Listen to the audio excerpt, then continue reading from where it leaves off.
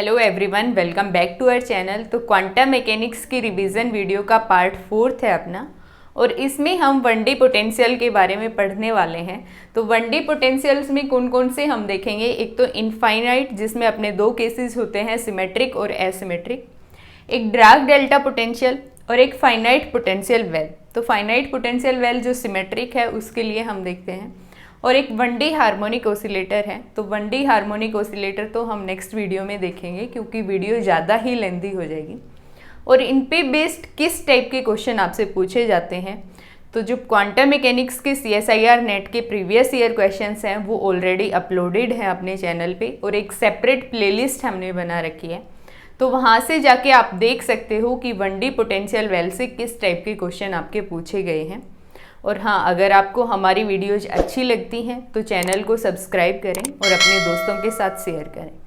तो last video में हमने देखा था स्टेप पोटेंशियल के बारे में। उसमें हमने दो केसेस लिए थे। एक तो था E less than V naught के लिए, और एक था E greater than V naught के लिए।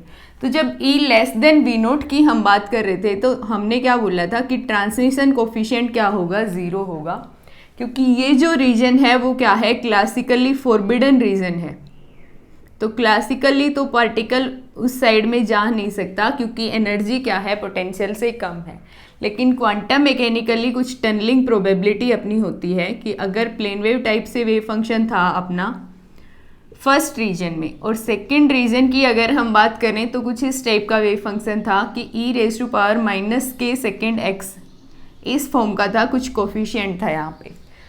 तो कुछ प्रोबेबिलिटी रहेगी, और वो टनलिंग प्रोबेबिलिटी जो है जैसे जैसे x इंक्रीज करेगा वो क्या करेगी, टेंड्स टू 0 होगी। ठीक है, तो एक्सपोनेंशियली डिकेइंग होगी, लेकिन ट्रांसमिशन कोफिशिएंट क्या बोलेंगे हम, 0 होगा। प्रोबेबिलिटी होगी पार्टिकल की, क्योंकि प्रोबेबिलिटी जब हम फाइंड आउट करते हैं वो near the boundary region find out करते हैं, और ट्रांसमिशन कोफिशिएंट फार रीजन में हम फाइंड आउट करते हैं। तो ट्रांसमिशन कोफिशिएंट क्या होगा, 0। तो आज की वीडियो का अपना टॉपिक है 1D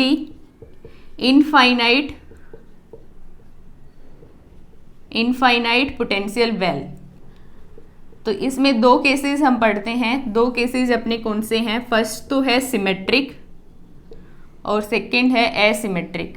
सिमेट्रिक और एसिमेट्रिक में क्या डिफरेंस है। सिमेट्रिक में पोटेंशियल जो हमें गिवन होगा वो इस टाइप से डिफाइन होगा कि पोटेंशियल की वैल्यू 0 होगी जब x लाई करेगा हमारा -a/2 to a/2, और इसकी वैल्यू इन्फिनिटी होगी अदरवाइज। या फिर हम ऐसे लिख सकते हैं कि अगर मोड ऑफ x जो है वो लेस देन होगा a/2 से, और मोड ऑफ x जो है वो ग्रेटर देन होगा a/2 से, तो इन्फिनिटी होगी। बाउंड्री रीजन पे भी क्या होती है, इन्फिनिटी होती है। सिमेट्रिक पोटेंशियल के लिए सिमेट्रिक पोटेंशियल इस टाइप से अपना गिवन रहेगा कि -a/2 to a/2, inside potential क्या है, 0, आउटसाइड और बाउंड्री पे पोटेंशियल क्या है, इन्फिनिटी है। एसिमेट्रिक में क्या डिफरेंस रहेगा कि एसिमेट्रिक में जो ये विड्थ होती है ये हमारी 0 to a रहेगी, या 0 to 2a कुछ भी हो सकती है, लेकिन सिमेट्रिक नहीं है। यहाँ पे क्या है, सिमेट्रिक है अबाउट x = 0। जितना हम इस साइड लेंगे उतना ही उस साइड लेंगे। ठीक है, तो इनसाइड वही पोटेंशियल 0 होगा, आउटसाइड और बाउंड्री पे पोटेंशियल क्या होगा, इन्फिनिटी। तो ये कैसे डिफाइन होगा कि Vx = 0 for x belongs to 0 to a and infinity otherwise. ठीक है, तो इनके लिए हम क्या केस लेके चलेंगे कि जो अपनी एनर्जी है, जनरली हम कौन सा कंसीडर करके चलते हैं कि जो एनर्जी है वह कुछ रीजन में पोटेंशियल से क्या हो, कम हो, और कुछ रीजन में पोटेंशियल से क्या हो, ज़्यादा हो। तो इस टाइप से एनर्जी वैल्यू हम लेके चलेंगे और उसके लिए हम सोल्व करेंगे। तो एनर्जी वैल्यू हम देखते हैं, तो इधर इसको अगर फर्स्ट रीजन हम बोलें, इसको सेकेंड और इसको थर्ड रीजन बोलते हैं। तो यहाँ पे एनर्जी क्या है, पोटेंशियल से कम है, क्योंकि पोटेंशियल इन्फिनिटी है। यहाँ पे एनर्जी ज़्यादा है और यहाँ पे भी एनर्जी क्या है, कम है। ठीक है, तो फर्स्ट और थर्ड रीजन है वो तो सिमिलर ही है। तो इसके लिए जब श्रोडिंजर वेव इक्वेशन हम सोल्व करेंगे फर्स्ट और थर्ड रीजन के लिए, तो पोटेंशियल क्योंकि इन्फिनिटी है तो साई की वैल्यू क्या आएगी, 0 आएगी। साई एक्स जो अपना आएगा वो किस टाइप से आएगा, √2 अपॉन विड्थ, जो भी विड्थ होगी, इनटू साइन और ये किसके लिए हम लिखेंगे, एसिमेट्रिक पोटेंशियल के लिए। ठीक है, जब हम ये वाला पोटेंशियल कंसीडर करते हैं तो वेव फंक्शन अपना कैसे आएगा, साइन एन पाई एक्स अपॉन विड्थ। और ये वैल्यू कब आएगी, जब x हमारा बिलोंग करता है 0 टू a में। इस रीजन में अगर लाई करता है तो साई की वैल्यू नॉन जीरो होगी, अदरवाइज साई की वैल्यू क्या होगी, जीरो होगी। ठीक है, तो ऐसे साई की वैल्यू जीरो होगी। और बाउंड्री पे भी क्योंकि पोटेंशियल क्या है, इन्फिनिटी है, तो श्रोडिंजर वेव इक्वेशन से साई क्या होना चाहिए, जीरो होना चाहिए। उसके बाद एनर्जी आइगन वैल्यू हम फाइंड आउट करते हैं फॉर द nth लेवल के लिए। तो उसकी वैल्यू क्या आती है, n square pi square h cross square upon 2m width का स्क्वायर। ठीक है, तो ऐसे हम लिखेंगे। और अगर हमें k वैल्यू फाइंड आउट करनी हो वेव वेक्टर, तो वो क्या हो जाएगा, n pi upon a value आती है उसकी। और p momentum operator for nth level के लिए तो n pi h cross upon a होता है, क्योंकि वो किसके इक्वल होता है, k h क्रॉस के इक्वल होता है। तो ऐसे हम निकाल लेंगे। फिर उसके बाद क्वेश्चन इसमें किस टाइप का बनता है कि आपको ये दो वैल्यूज है ना, वो तो मस्ट रिमेंबर रखनी है। क्वेश्चन इस टाइप का बनेगा कि अगर साई हमें गिवन हो, मान लो साई एक्स हमें गिवन है और वो लीनियर सुपरपोजिशन गिवन है, वो इस टाइप से गिवन है, C1 φ1 plus C2 φ2 plus C3 φ3, इस टाइप से गिवन है। और ये जो φ1 φ2 φ3 है ना, ये हमें वेव फंक्शन गिवन है first ground state, first excited state and second excited state. किसका, 1D इनफाइनाइट, और इनफाइनाइट में भी कौन सा, एसिमेट्रिक पोटेंशियल के वेव फंक्शन आपको गिवन है। तो आपसे क्वेश्चन किस टाइप का बनेगा कि साई एक्स की φ2 में होने की प्रोबेबिलिटी कितनी है। तो प्रोबेबिलिटी का फॉर्मूला हमने देखा था लास्ट वीडियो में, हमने कैसे निकाला था कि इसका जो कोफिशिएंट होगा C2, उसका मोड स्क्वायर हम लेंगे divided by summation n Cn का मोड स्क्वायर, जो भी हमारे हैं। जैसे यहाँ पे अगर 3 की फॉर्म में गिवन है तो क्या आ जाएगा, नीचे C1 का मोड स्क्वायर प्लस C2 का मोड स्क्वायर प्लस C3 का मोड स्क्वायर। ठीक है, और ऊपर जिसके लिए हमें प्रोबेबिलिटी फाइंड आउट करनी है, उस कोफिशिएंट का मोड स्क्वायर। अब अगर वेव फंक्शन जो साई हमें गिवन है, वो क्वेश्चन में लिखा है कि नॉर्मलाइज्ड वेव फंक्शन है, तो ये जो वैल्यू है वो क्या आएगी, 1 आएगी। तो ये लिखने की ज़रूरत नहीं है अगर क्वेश्चन में आपको नॉर्मलाइज्ड गिवन है तो। अगर क्वेश्चन में नॉर्मलाइज नहीं गिवन है तो आपको ये फॉर्मूला अप्लाई करना है और देखना है कि यहाँ पे वैल्यू 1 आती है या कुछ और वैल्यू आती है, आपको ये कंसीडर करके चलना है। ठीक है, दूसरा आपसे किस टाइप का क्वेश्चन पूछ सकते हैं कि प्रोबेबिलिटी पूछ सकते हैं इन द लेफ्ट हाफ या राइट हाफ। कोई भी रीजन आपको गिवन होगा, मान लो 0 टू a में हमें पोटेंशियल गिवन है कितना, 0। 1D इनफाइनाइट का एसिमेट्रिक का केस आपको गिवन है, तो उसके लिए अगर प्रोबेबिलिटी हमें निकालनी है किसी भी स्टेट के लिए, फॉर द nth स्टेट हम मान लेते हैं, nth में कोई भी स्टेट आ जाएगी। ठीक है, उसमें अगर लेफ्ट हाफ में हमें प्रोबेबिलिटी निकालनी है तो हम कैसे निकालते हैं, ऑल स्पेस इंटीग्रल।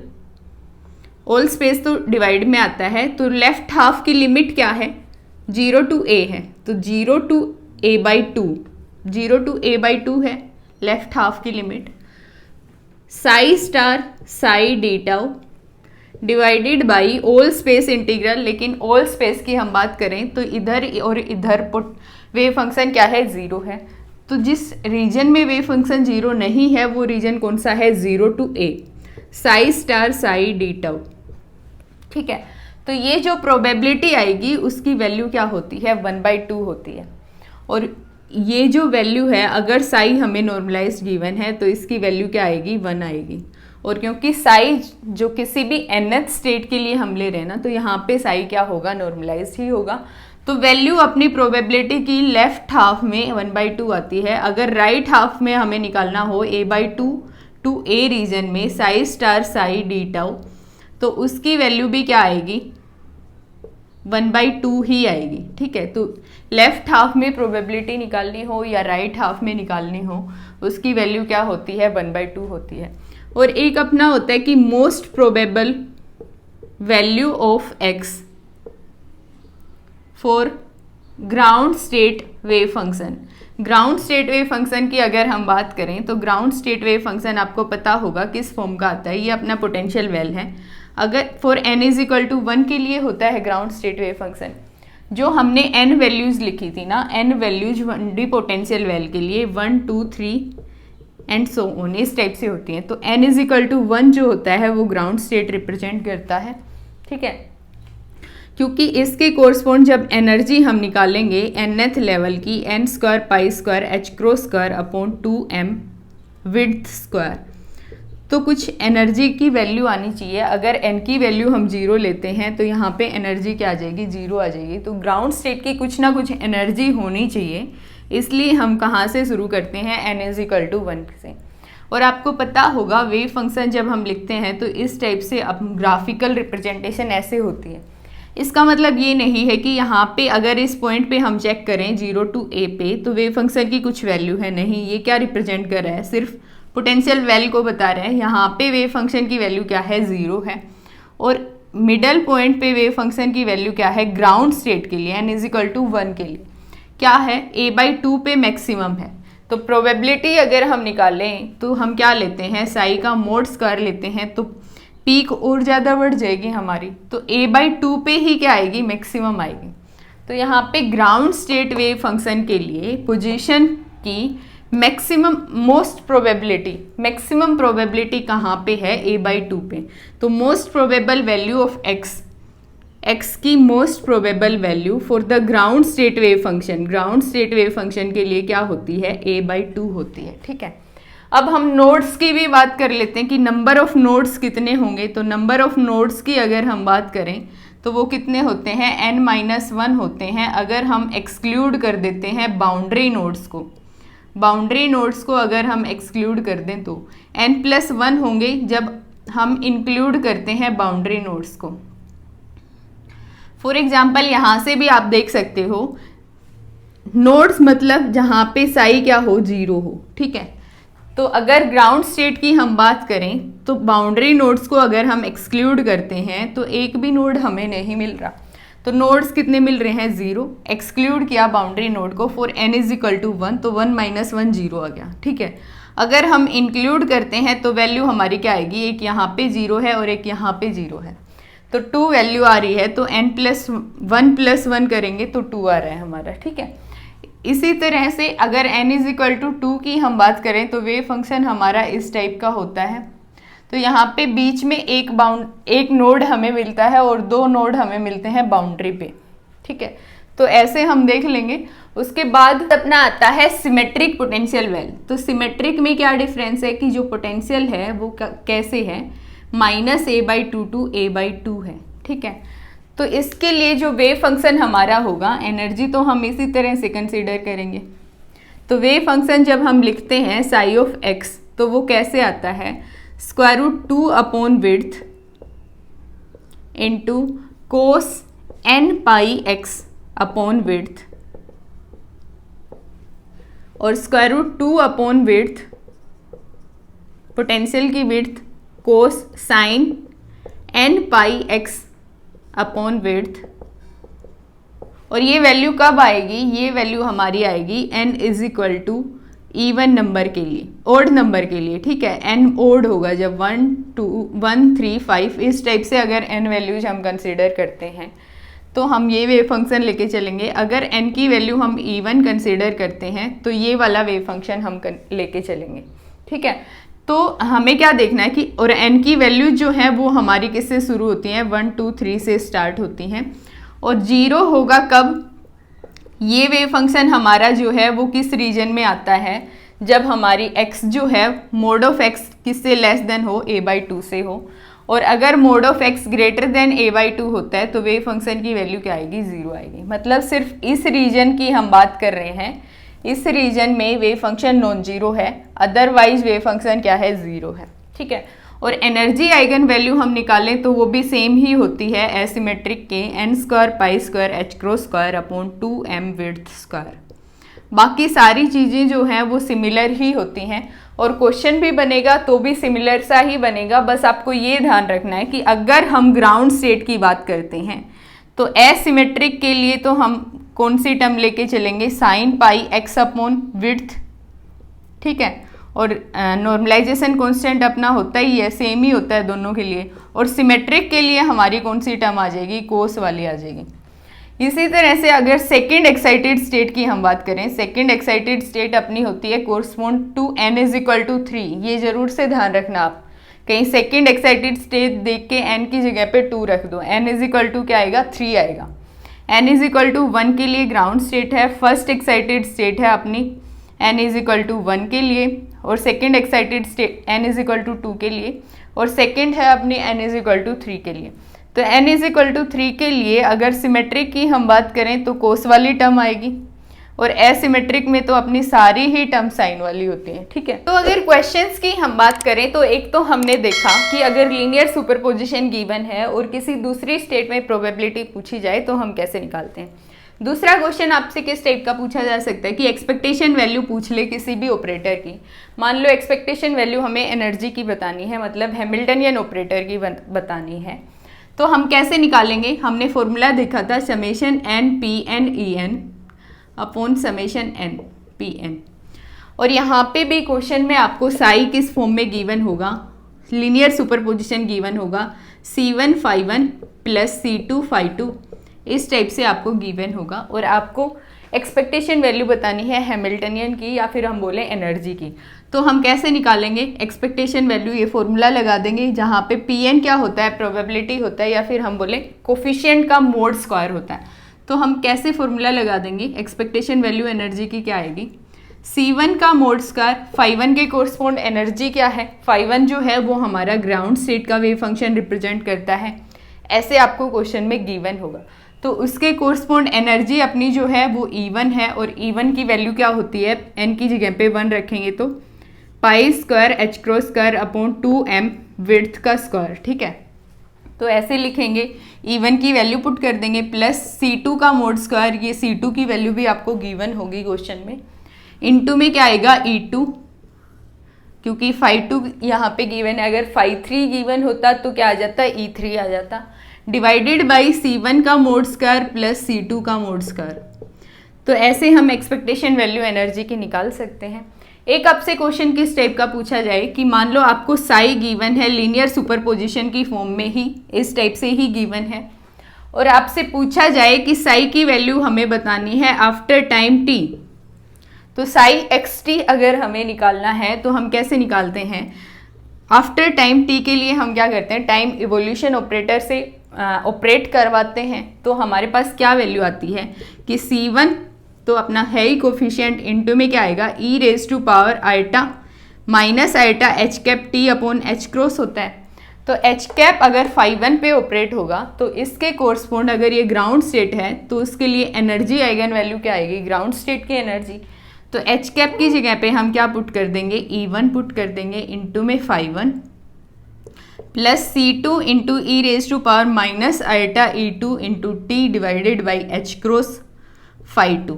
तो इस टाइप से हम निकाल सकते हैं। ये काफ़ी बार क्वेश्चंस में यूज होता है कि आफ्टर टाइम t आपको बताना है।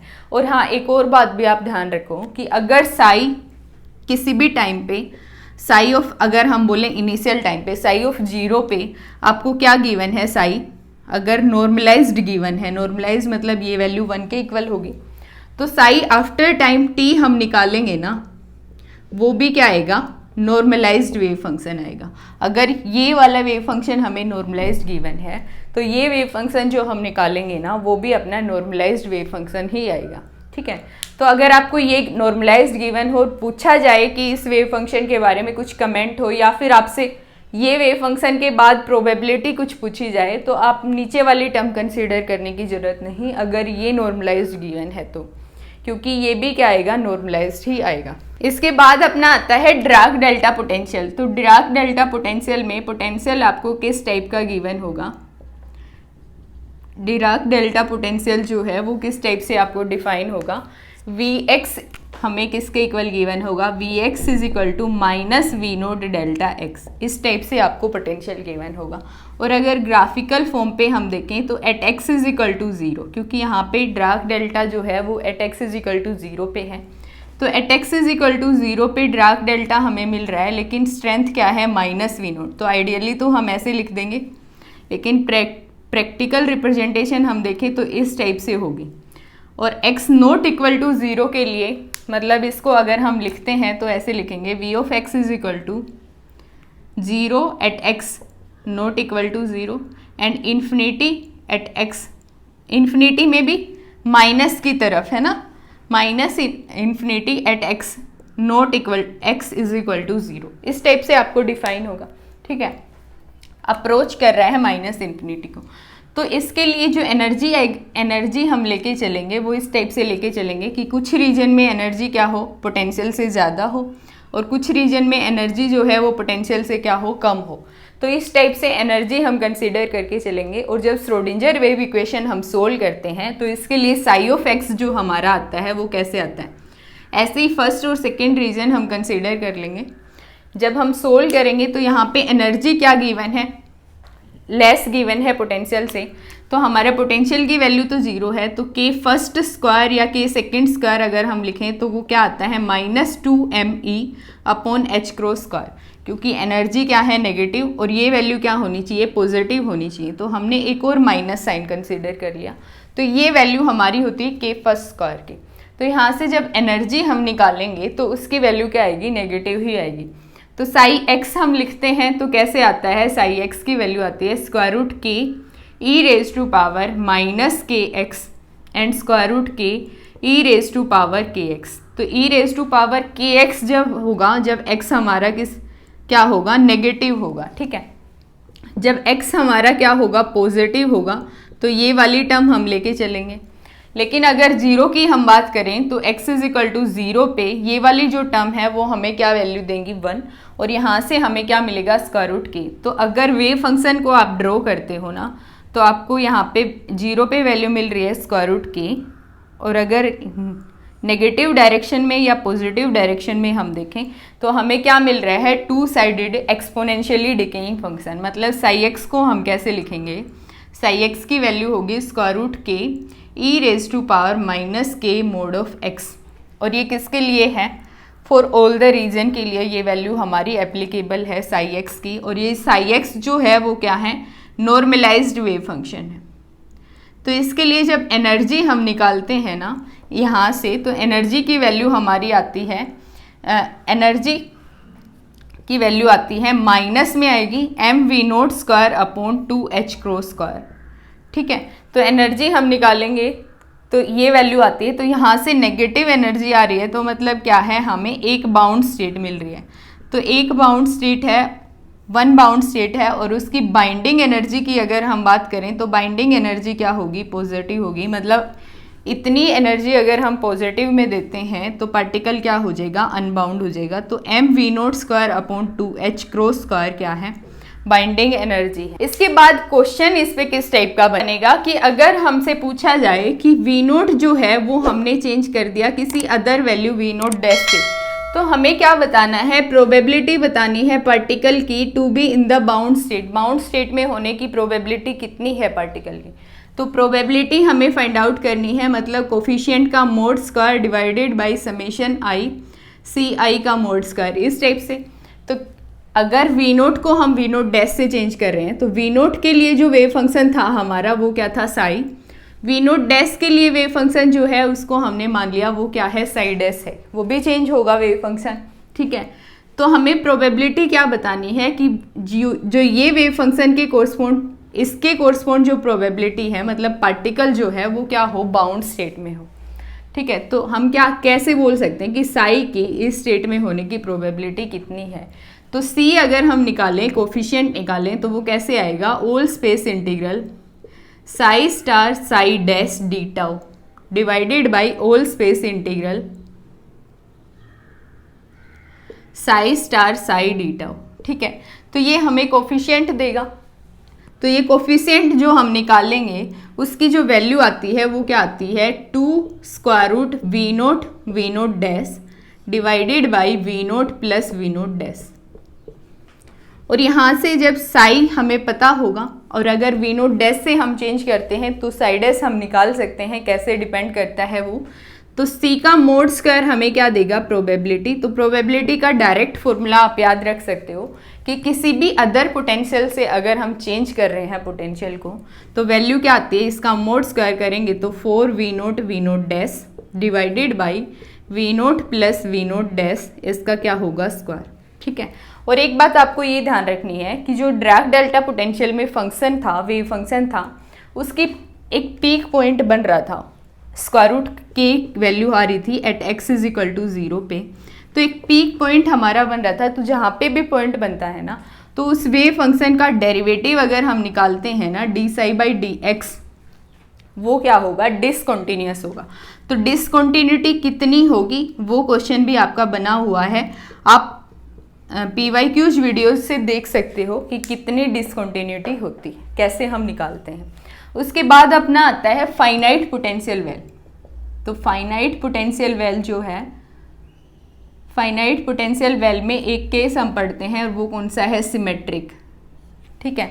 तो सिमेट्रिक के लिए हमें कैसे गिवन होगा, पोटेंशियल गिवन होगा कि Vx जो है वो क्या है, 0 है अगर x बिलोंग करता है, सिमेट्रिक गिवन है तो -a/2 टू a/2, और V0 है अगर x बिलोंग करता है किसी भी अदर रीजन में। अदरवाइज हम लिख सकते हैं, या इसको हम कैसे लिखें कि अगर मोड ऑफ x जो है लेस देन a/2 है और मोड ऑफ x अगर ग्रेटर देन है a/2 से, तो ऐसे हम लिख सकते हैं। तो पोटेंशियल आपको किस टाइप से डिफाइन होगा, Vx जो है वो कैसे डिफाइन होगा, -a/2 टू a/2। इस रीजन में तो पोटेंशियल की वैल्यू क्या है, 0 है, और अदर रीजन में पोटेंशियल की वैल्यू क्या है, इन V0 है। ठीक है। तो यहाँ पे एनर्जी जो हम कंसीडर करेंगे वो इस टाइप से एनर्जी कंसीडर करेंगे जो कुछ रीजन में पोटेंशियल से ज़्यादा होगी, कुछ रीजन में कम होगी। तो यहाँ पे हमारे पास 3 रीजन आते हैं, फर्स्ट, सेकंड और थर्ड। और फर्स्ट और थर्ड की अगर हम बात करें तो वो सिमिलर ही कंडीशन होगी, मतलब कि first square is equal to K third square, और उसकी वैल्यू क्या आती है, 2m/h क्रॉस स्क्वायर। पोटेंशियल कितना है, V0। एनर्जी जो है वो लेस है पोटेंशियल से, तो ये वैल्यू क्या होनी चाहिए, पॉजिटिव होनी चाहिए, इसलिए हमने क्या कंसीडर किया, V0 माइनस ई कंसीडर किया। और केस सेकेंड स्क्वायर की अगर हम बात करें तो ये तो सिंपल केस है, इसमें क्या आ जाएगा, एनर्जी ही ज़्यादा है तो 2me/h क्रॉस स्क्वायर। तो वेव फंक्शन जब हम फाइंड आउट करते हैं श्रोडिंजर वेव इक्वेशन का यूज करके, तो जो साई फर्स्ट हमारा आएगा वो कैसे आएगा, ये वाला के फर्स्ट स्क्वायर की वैल्यू हम यूज करेंगे तो क्या आता है, a into e raise to power के first x plus b into की e raise to power minus k first x। ठीक है। और ये किस रीजन में है, फर्स्ट रीजन कौन सा है, जब x हमारा क्या है, ग्रेटर है -∞ से और लेस है a/2 से। सेकेंड रीजन की हम बात करें तो वेव फंक्शन हमारा आता है प्लेन वेव टाइप का, उसको हम ऐसे भी लिख सकते हैं, c साइन के सेकेंड x प्लस d कोस के सेकेंड x, इस टाइप से हम लिख लेंगे। और ये रीजन हमारा होगा x जब ग्रेटर होगा -a/2 से, लेस होगा a/2 से। साई थर्ड की अगर हम बात करें तो वही इस टाइप का ही वेव फंक्शन आएगा, सिर्फ कोफिशिएंट हमारे चेंज हो जाएंगे, ई रेज टू पावर के फर्स्ट x, क्योंकि थर्ड और के फर्स्ट इक्वल ही हैं, plus f E raise to power minus K second x, K first x। ठीक है। और रीजन है हमारा कि x ग्रेटर है a/2 से, लेस है इन्फिनिटी से। तो यहाँ पे अगर फर्स्ट वेव फंक्शन की हम बात करें, फर्स्ट रीजन की अगर हम बात करें तो x जो है वो -∞ से स्मॉल है, मतलब अगर x टेंड्स टू -∞ हम लेते हैं तो वहाँ पे वेव फंक्शन क्या होना चाहिए, 0 होना चाहिए, या फिर हम बोले कॉन्स्टेंट वैल्यू उसकी आनी चाहिए। लेकिन अगर -∞ हम लेते हैं, x की वैल्यू अगर नेगेटिव हम लेते हैं तो यहाँ से वैल्यू क्या आएगी, ये जो वैल्यू है वो हमें क्या देगी, टेंड्स टू इन्फिनिटी वैल्यू देगी। लेकिन वेव फंक्शन क्या होना चाहिए, एक्सेप्टेबल वेव फंक्शन के लिए कंडीशन क्या होगी कि b हमारा क्या होना चाहिए, 0 होना चाहिए। सिमिलरली थर्ड रीजन में x टेंड्स टू क्या है, इन्फिनिटी, तो e की वैल्यू क्या होनी चाहिए, 0 होनी चाहिए। तो फर्स्ट रीजन में वेव फंक्शन की वैल्यू सिर्फ इतनी होगी, थर्ड रीजन में वेव फंक्शन ये हम लेके चलेंगे। ठीक है। तो इवन वेव फंक्शन अगर हम लेके चलें, इवन वेव फंक्शन कौन सा है, कोस के सेकेंड x का। तो सेकेंड रीजन में इवन वेव फंक्शन के लिए हम सोल्व करते हैं पहले तो इवन वेव फंक्शन कब होगा, कोस वैल्यू हमारी कब आते हैं, इनफाइनाइट में हमने देखा जब n की वैल्यू क्या होती है, ओड होती है। तो ये आप ध्यान रखो, जहाँ पे भी n की वैल्यू ओड है, n की वैल्यू ओड हम लेते हैं तो इनफाइनाइट पोटेंशियल वेल में क्या लेके चलेंगे, कोस लेके चलेंगे। अगर n की वैल्यू इवन होती है तो पोटेंशियल वेल में हम क्या लेके चलेंगे, साइन वाली टर्म लेके चलेंगे।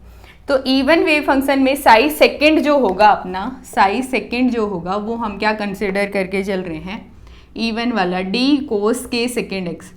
और इसके लिए जब बाउंड्री कंडीशंस लगा के हम सोल्व करते हैं तो एक इक्वेशन हमारी बनती है क्या, के फर्स्ट इज इक्वल टू के सेकेंड टेन के सेकेंड ए बाई टू। ठीक है, तो अगर a बाई टू से हम मल्टीप्लाई कर दें बोथ साइड तो हम क्या मान के चलते हैं कि alpha is equal to beta ten beta. ठीक है, तो यहाँ पे अल्फा की वैल्यू क्या होगी, के first a by two and beta की वैल्यू क्या होगी, के सेकेंड a बाई टू। दूसरी इक्वेशन अपनी क्या होगी, अगर इनका हम सम करते हैं के फर्स्ट स्क्वायर प्लस के सेकेंड स्क्वायर का, तो के फर्स्ट स्क्वायर प्लस के सेकेंड स्क्वायर का सम जब होगा तो क्या वैल्यू हमें मिलेगी, 2mv0 upon h cross square, ये वैल्यू हमें मिलेगी। तो अगर अल्फा बीटा की टर्म्स में हम लिखेंगे तो alpha square plus beta square किसके इक्वल आएगा, हम मल्टीप्लाई किससे करेंगे, a स्क्वायर बाई 4 से। तो mv0 a square upon 2h cross square, ये वैल्यू हमें मिलेगी। तो ये जो इक्वेशन है हमारी वो क्या बता रही है, इक्वेशन ऑफ सर्कल बता रही है। तो इक्वेशन ऑफ सर्कल के लिए जो r वैल्यू है, रेडियस जो है वो क्या आ जाएगा, आर स्क्वायर है ये वैल्यू क्योंकि, तो रेडियस की वैल्यू क्या आ जाएगी, mv0 a square upon 2h cross square. तो यहाँ से जब हम ग्राफिकल रिप्रेजेंटेशन देखते हैं इन दोनों इक्वेशन से तो हमें किस टाइप की मिलती है, अल्फा इधर एक्स वाई एक्सिस पे, बीटा एक्स पे हमने ले लिया। तो अल्फा और बीटा कैसे रिलेटेड है, alpha is equal to beta ten beta, तो pi by two pi 3 pi by 2 and 2 pi, इस टाइप से हम देखेंगे। तो टेन बीटा का ग्राफ ड्रॉ करेंगे हम, अगर बीटा हमारा स्मॉल होता है तो उस केस में कैसे, अल्फा बीटा से रिलेट होगा डायरेक्टली, तो इस टाइप का ग्राफ हमारा आएगा। टेन बीटा वाला जो ग्राफ होता है वो इस टाइप का ग्राफ आएगा। लेकिन अल्फा और बीटा जो है वो के पे डिपेंड कर रहे हैं और के हमने क्या बोला है, पॉजिटिव होंगे। तो अल्फा और बीटा भी क्या होने चाहिए, पॉजिटिव होने चाहिए ऑलवेज। तो ये जो ग्राफ है ना, सिर्फ हम फर्स्ट क्वाड्रेंट का देख के लेके चलेंगे। तो इवन वेव फंक्शन के लिए जो ग्राफ हमारा आता है ना वो इस टाइप का ग्राफ आता है, ये वाला हम नहीं कंसिडर करेंगे। जो फर्स्ट क्वाड्रेंट में है सिर्फ वो ही हम कंसिडर करके चलेंगे। तो सिमिलर वे से ओड वेव फंक्शन के लिए हम चेक करेंगे, और ओड वेव फंक्शन में हम क्या लेते हैं, एन को क्या लेते हैं, इवन लेते हैं। तो वेव फंक्शन जो साई सेकेंड होगा वो अपना क्या कंसिडर करेंगे हम, सी साइन के सेकेंड एक्स।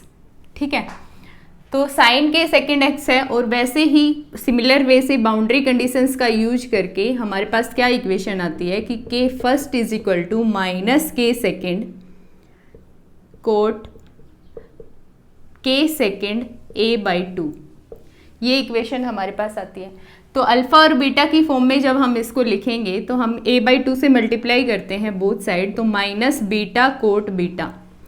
तो 10 की टर्म्स में अगर हम इसको लिखें तो beta 10 pi by 2 plus beta, और एक इक्वेशन तो हमारी सेम ही थी जो alpha square plus beta square is equal to R square. ठीक है, तो इन दोनों से जब वेव फंक्शन का जो अल्फा और बीटा का ग्राफ हम बनाते हैं तो वो कहाँ से आएगा, अब 10 का ग्राफ आएगा, लेकिन कहाँ से शुरू हो रहा है, पाई बाई 2 प्लस बीटा से।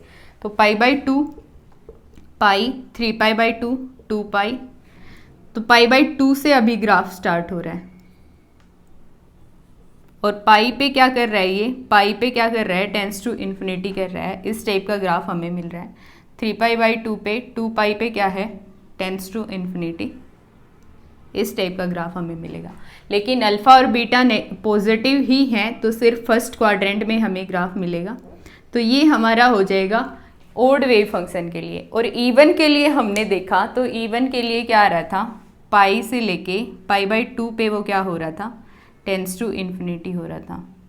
इस टाइप का ग्राफ हमें मिल रहा था। ठीक है, तो ये तो अपना है इवन के लिए, और ये क्या है, ओड के लिए। जो ब्लैक वाला है वो ओड के लिए है, ठीक है। तो बाउंड स्टेट की अगर हम बात करें कितनी बाउंड स्टेट आती हैं वो आर पे डिपेंड करता है, क्योंकि यहाँ पे जो आर वैल्यू है हमारी वो क्या है, सर्कल, इक्वेशन ऑफ सर्कल को, ये जो है वो इक्वेशन ऑफ सर्कल को रिप्रेजेंट करती है। तो ये क्या है, रेडियस ऑफ सर्कल है। तो सर्कल जो बन रहा है ना हमारा वो इस टाइप से बन रहा है, ठीक है। तो आर की वैल्यू 0 से लेके जिस भी रीजन में लाई करेगा ना उस पे डिपेंड करती है नंबर ऑफ बाउंड स्टेट। तो अगर एक बाउंड स्टेट की हम बात करें इवन पैरिटी के लिए, इवन वेव फंक्शन के लिए, तो इवन पैरिटी के लिए एक बाउंड कब एग्जिस्ट करेगी, जब आर क्या होगा, ग्रेटर होगा 0 से, ठीक है।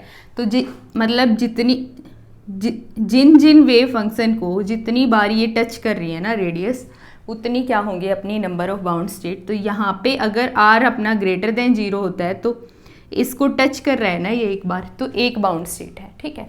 अगर हम आर की वैल्यू ये मान लेते हैं तो आर एक तो इसको टच कर रहा है, दूसरा इसको टच कर रहा है यहाँ पे, तो हमारे पास क्या आएंगी, 2 बाउंड स्टेट आएंगी। लेकिन आर क्योंकि हमने किस में ही कंसिडर करना है, सिर्फ फर्स्ट क्वाड्रेंट में ही, ठीक है।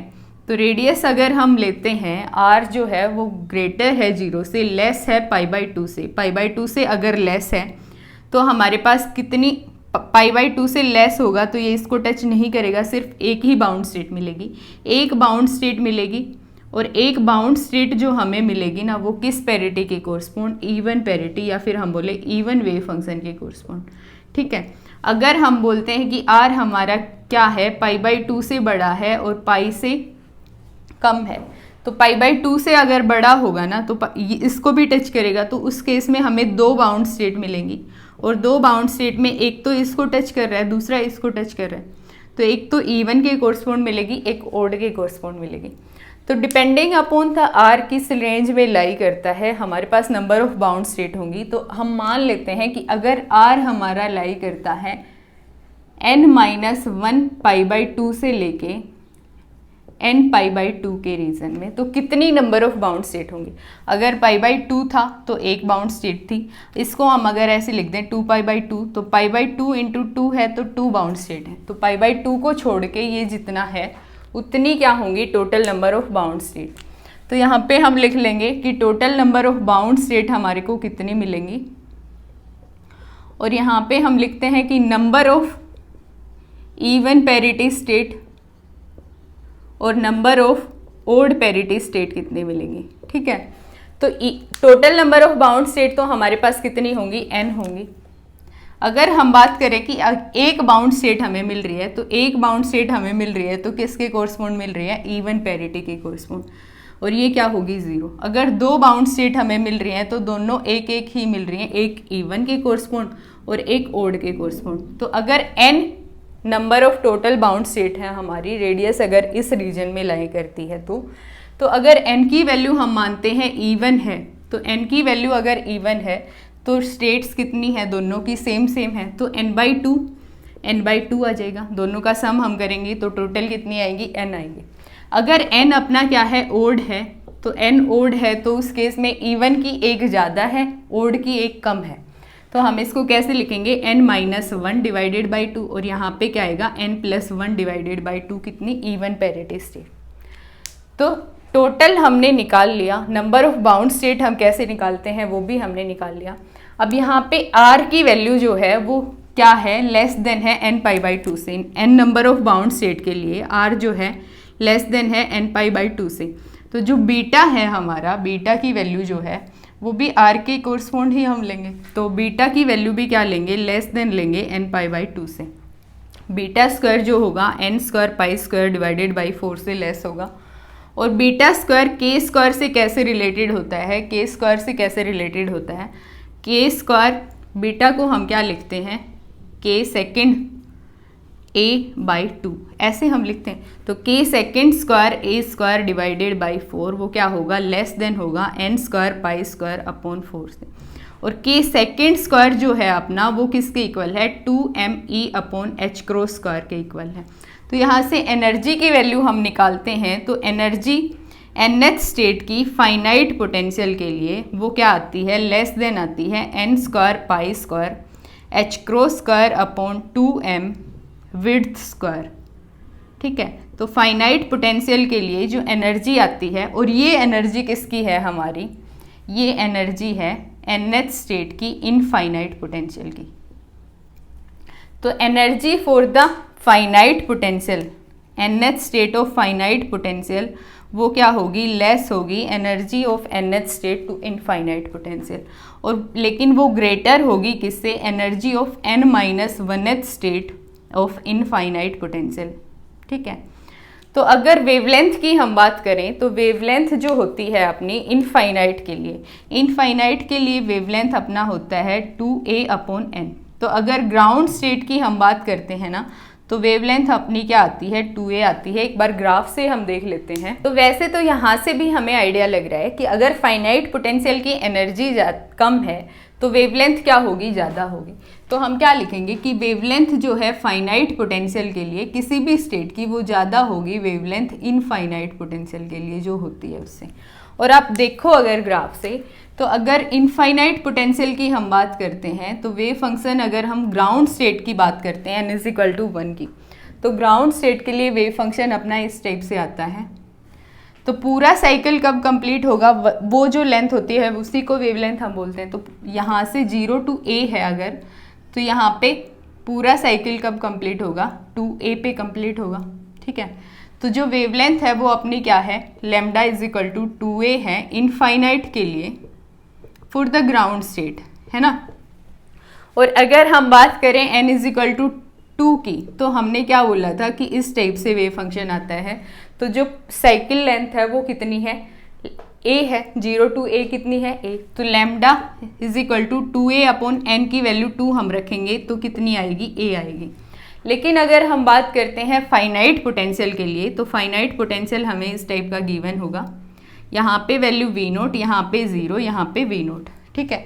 तो इसके लिए जब ग्राउंड स्टेट के लिए वेव फंक्शन हम लिखते हैं ना n=1 के लिए, तो कुछ टनलिंग प्रोबेबिलिटी होती है, क्योंकि पोटेंशियल क्या है, फाइनाइट है। इनफाइनाइट है तो मतलब बाउंड हो गया एकदम से, लेकिन फाइनाइट है तो कुछ टनलिंग प्रोबेबिलिटी रहेगी। तो वेव फंक्शन जो अपना आएगा वो इस टाइप से आएगा। ठीक है। तो यहाँ पे साइकिल लेंथ अगर आप देखते हो, मान लो ये यहाँ पे जाके 0 हो रहा है, तो लैम्डा जो है वो हाफ साइकिल ही अपनी a से ज़्यादा होगी। तो लैम्डा जो होगा वो ग्रेटर होगा 2a से फाइनाइट पोटेंशियल के लिए। ठीक है। तो आप ये ध्यान रखो कि जो एनर्जी होती है फाइनाइट की वो कम होती है, वेवलेंथ होती है वो ज़्यादा होती है। और फाइनाइट पोटेंशियल पे किस टाइप के क्वेश्चन आपके बनते हैं, अगर आपने PYQs वीडियोस नहीं देखी हैं तो आप उनसे आइडिया लगा सकते हो। उनकी एक सेपरेट प्लेलिस्ट आपको मिल जाएगी, और यहाँ से क्लिक करके भी आप देख सकते हो PYQs वीडियो। तो जो 1D लीनियर हार्मोनिक ऑसिलेटर है वो हम नेक्स्ट वीडियो में देखेंगे। आज की वीडियो यहीं पे ख़त्म होती है, मिलते हैं नेक्स्ट वीडियो में।